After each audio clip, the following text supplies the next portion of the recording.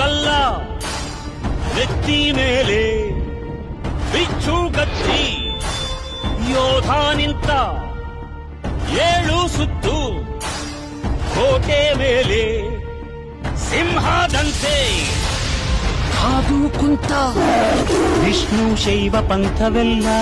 ಒಂದೇ ಎಂದ ದಾನ ಧರ್ಮ ಒಂದೇ ನನ್ನ ಜೀವವೆಂದ ಕುಲಮತಗಳನ್ನು ಸಮಯಂದವನು ನೆಲ ಜಲಗಳನ್ನು ಉಸಿರೆಂದವನು ಹೊಸ ಚರಿತೆಯ ಬರೆದನು ಕೆಂಪೇಗೌಡ ರಣ ಕಲಿಯುವನು ರಣ ಹುಲಿಯುವನು ರಣ ಪಡೆಗಳಿಗೆ ಅಧಿಪತಿಯವನು ಯುಗ ಧರ್ಮೋದ್ಧಾರಕ ಕೆಂಪೇಗೌಡ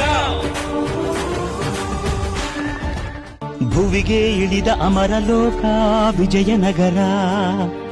ಕಂಡ ಒಡನೆ ಹೊಡೆಯಿತು